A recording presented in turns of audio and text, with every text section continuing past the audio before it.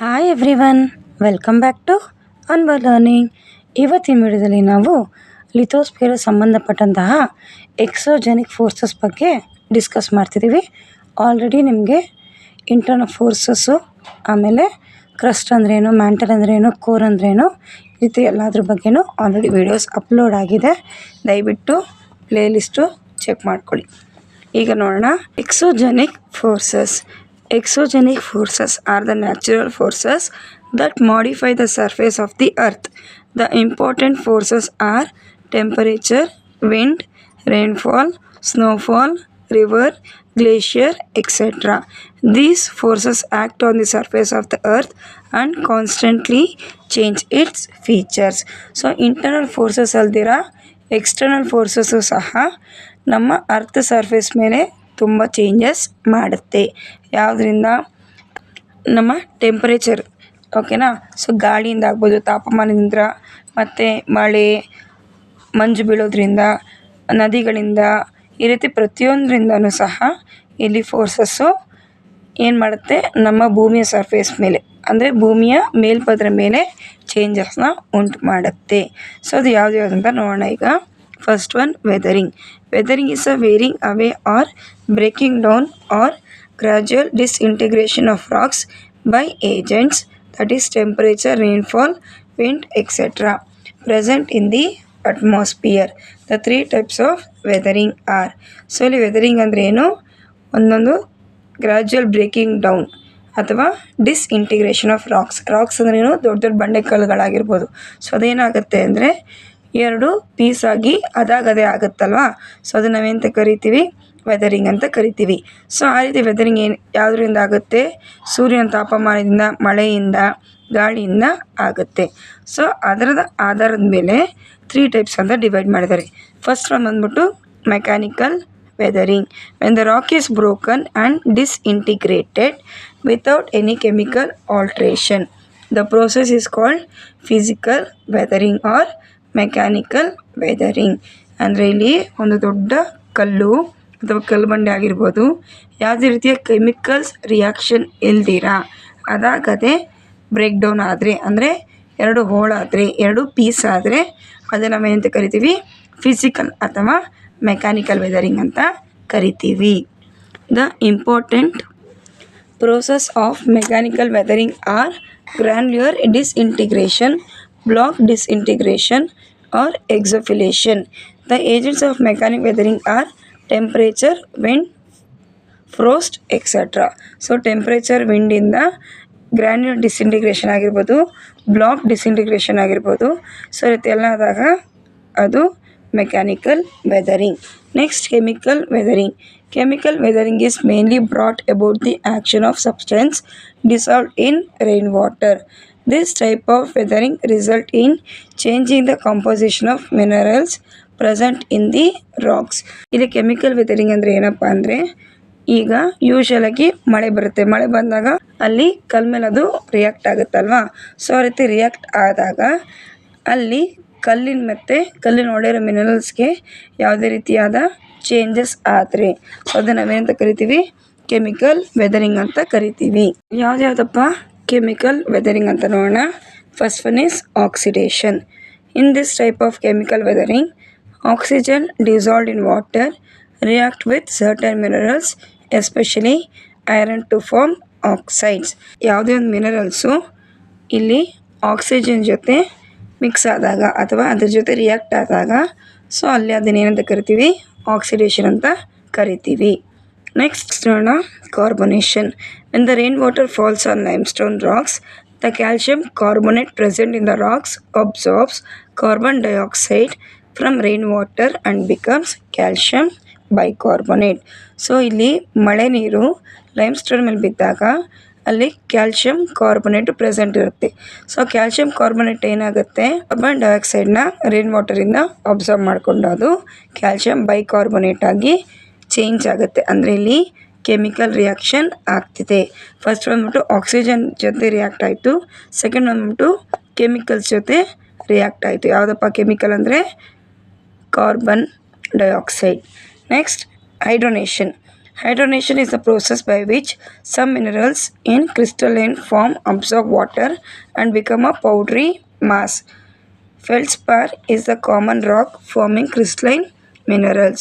So ಇಲ್ಲಿ hydrogen ಜೊತೆ ಯಾವ್ಯಾವುದು ಮಿನರಲ್ಸು ರಿಯಾಕ್ಟ್ ಆಗುತ್ತೆ ಅಂದರೆ ಕ್ರಿಸ್ಟಲಿನ್, ಅದು ಕ್ರಿಸ್ಟಲ್ನ ವಾಟರ್ನ ಅಬ್ಸರ್ವ್ ಮಾಡಿ ಪೌಡರಿ ಮಾಸ್ ಆಗಿ ಕನ್ವರ್ಟ್ ಆಗುತ್ತೆ. Next solution. When the rain fall on the surface of the land, rain water dissolves in soluble minerals present in the rocks. So ಇಲ್ಲಿ ಏನಾಗುತ್ತೆ ಅಂದರೆ ರಾಕ್ಸಲ್ಲಿರುವಂತಹ ಸಾಲ್ಯುಬಲ್ ಮಿನರಲ್ಸ್ ಜೊತೆ ರೈನ್ ವಾಟರು ಮಿಕ್ಸ್ ಆಗುತ್ತೆ. So ಅದನ್ನೆಂತ ಕರಿತೀವಿ, ಸೊಲ್ಯೂಷನ್ ಅಂತ ಕರಿತೀವಿ. Next biological weathering. Living organisms like plants, animals and human beings place a role in one way or the other in the weathering of rocks. This type of weathering includes both physical and chemical weathering.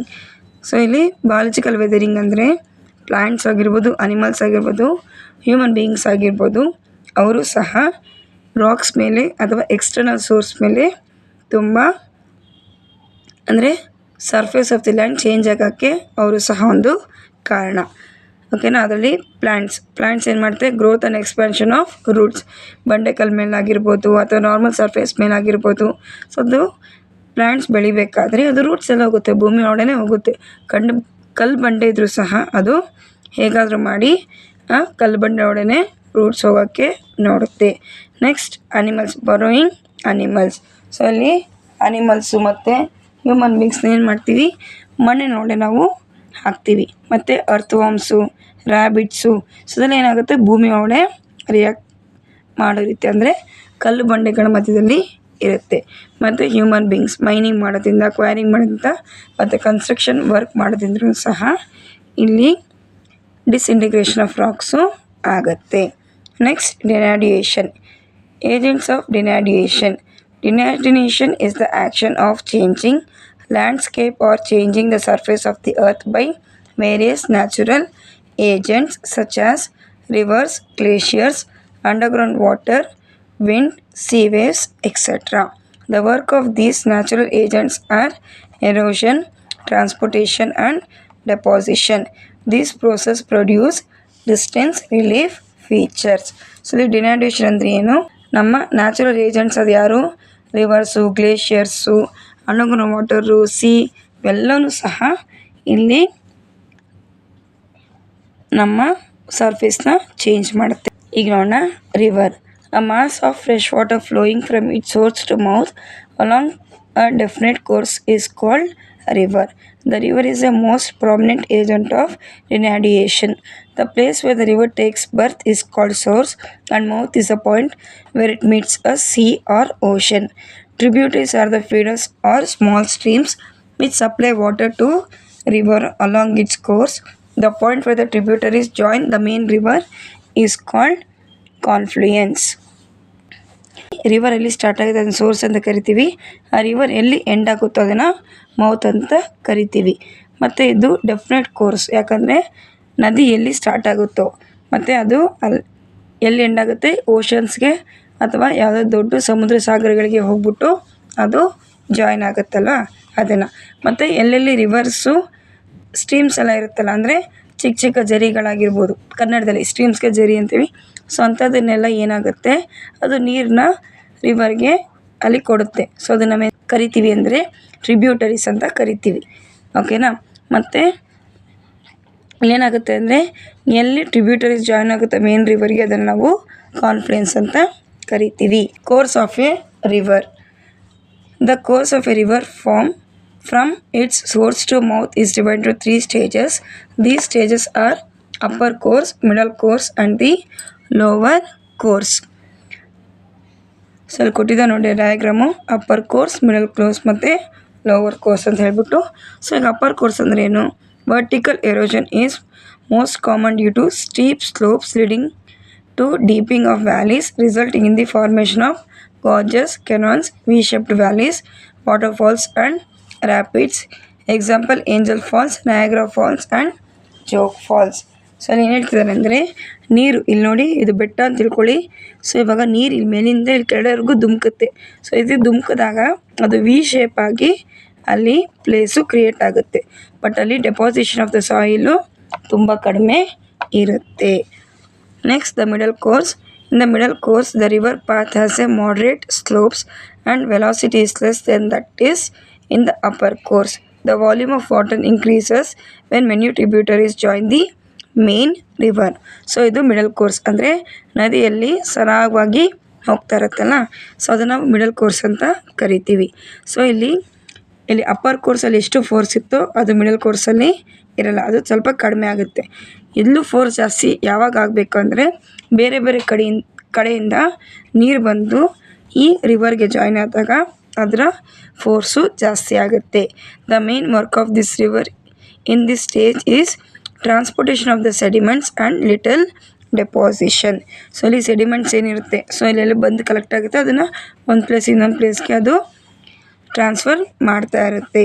The important land forms in this stage are alluvial fans, meanders etcetera. So ಇಲ್ಲಿ ಡೆಪಾಸಿಷನ್ನು ಕಡಿಮೆ ಇರುತ್ತೆ. ಓಕೆನಾ, ಇಲ್ಲಿ ನದಿನೂ flow ಆಗ್ತಿರುತ್ತೆ ಮತ್ತು ಡೆಪಾಸಿಷನ್ನು ಈ third ಸ್ಟೇಜಿಗೆ compare ಮಾಡಿದ್ರೆ, ಲೋವರ್ ಕೋರ್ಸ್ ಕಂಪೇರ್ ಮಾಡಿದ್ರೆ ಇಲ್ಲಿ ಸ್ವಲ್ಪ ಕಡಿಮೆ ಇರುತ್ತೆ. Next third stage the lower course. In this stage, the slopes of the river course is very minimum. The volume of the river water is more and deposition is the main work of the river. So ಇಲ್ಲಿ river volume ಎಷ್ಟಿರುತ್ತೆ ಅದು ಜಾಸ್ತಿ ಇರುತ್ತೆ, ಮತ್ತು ಇಲ್ಲಿ ಏನಾಗುತ್ತೆ ಅಂದರೆ ಡೆಪಾಸಿಷನು ಸಹ ಜಾಸ್ತಿ ಇರುತ್ತೆ. ಫಾರ್ ಎಕ್ಸಾಂಪಲ್ ಇದು ನೋಡಿ, ಇದು ರಿವರ್ ಡೆಲ್ಟಾ ಅಂತ ಕೊಟ್ಟಿದ್ದಾರಲ್ವ. ಸೊ ರಿವರ್ ಡೆಲ್ಟಾ ಅಂದ್ರೇನು, ಇಲ್ಲಿ ಡೆಪಾಸಿಷನ್ನು ಜಾಸ್ತಿ ಇರುತ್ತೆ. ಇದು ಲೋವರ್ ಕೋರ್ಸ್. ಸೊ ಇಲ್ಲಿಂದ ನದಿ ಹರ್ಕೊಂಡು ಬರುತ್ತೆ, ಹರ್ಕೊಂಡು ಬಂದು ಇಲ್ಲಿ ಮತ್ತೆ ಆ ಮಣ್ಣನ್ನು ಡೆಪಾಸಿಟ್ ಮಾಡ್ತಾ ಇನ್ನು ಮಿಕ್ಕಿದ ನೀರು ಏನೇನಿರುತ್ತೆ ಅದು ಬಂದ್ಬಿಟ್ಟು ಓಷನ್ಗೆ ಜಾಯಿನ್ ಆಗುತ್ತೆ. The important land forms in this course are flood plains, natural levees, ox bow lakes, deltas, Sundarban delta, Nile delta. So ಇಲ್ಲಿ ಡೆಲ್ಟಾ ಅಂತ ಯಾಕೆ ಕರಿತೀವಿ, ರಿವರ್ ಡೆಲ್ಟಾ, ಯಾಕಂದರೆ ಇಲ್ಲಿ ಡೆಪಾಸಿಷನ್ ವರ್ಕು ತುಂಬ ಜಾಸ್ತಿಯಾಗಿ ನಡೆಯುತ್ತೆ. ಸೊ ಹಾಗಾಗಿ the work of the river is called fluvial cycle. Fact 5. Estuary, tidal mouth of a river broadening into the sea or ocean. So ಇಲ್ಲಿ ರಿವರ್ ಹರ್ಕೊಂಡು ಬರ್ತಿರುತ್ತೆ, ಅದೆಲ್ಲಿ ಜಾಯಿನ್ ಆಗುತ್ತಲ್ಲ, ಸೊ ಅದು ಎಸ್ಟುರಿ ಅಂತ ಕರಿತೀವಿ. Delta, a fan shaped low lying area of deposit at a river mouth. So ಇದು river mouth. So ಇದು ಯಾಕಂದರೆ ಇದು ನೆಕ್ಸ್ಟು ಇಲ್ಲಿಂದ ನೀರಿನ ಹರ್ಕೊಂಡೋಗಿ ಸಮುದ್ರನ ಸೇರುತ್ತೆ, ಅದಕ್ಕೆ ಅದನ್ನು ನಾವು ಡೆಲ್ಟಾ ಅಂತ ಕರಿತೀವಿ ಅಥವಾ ರಿವರ್ ಡೆಲ್ಟಾ ಅಂತ ಕರಿತೀವಿ. ಸೊ ಇನ್ನು ಈ ವಿಡಿಯೋದಲ್ಲಿ ನಿಮಗಾದ್ರೂ ಡೌಟ್ಸ್ ಇದ್ದರೆ ದಯವಿಟ್ಟು ಕಮೆಂಟ್ ಮಾಡಿ ತಿಳಿಸಿ. ನೆಕ್ಸ್ಟು ವಿಡಿಯೋ ನಿಮಗೆ ಇನ್ನೊಂದು ಪಾರ್ಟಲ್ಲಿ ಅಪ್ಲೋಡ್ ಮಾಡ್ತೀನಿ. ಇನ್ನು ಯಾರ್ಯಾರು ಚಾನಲ್ಗೆ ಸಬ್ಸ್ಕ್ರೈಬ್ ಮಾಡದೆ ನೋಡ್ತಿದ್ದೀರೋ ದಯವಿಟ್ಟು ಸಬ್ಸ್ಕ್ರೈಬ್ ಮಾಡಿಕೊಂಡು ನೋಡಿ. ಪ್ಲೇಲಿಸ್ಟ್ ಚೆಕ್ ಮಾಡೋದನ್ನು ದಯವಿಟ್ಟು ಮರಿಬೇಡಿ. ನಾವು ಕಲಿಯೋಣ, ಬೇರೆಯವ್ರಿಗೂ ಕಲಿಸೋಣ, ನಾವು ಬೆಳೆಯೋಣ, ಎಲ್ಲರನ್ನೂ ಬೆಳೆಸೋಣ. Thank you.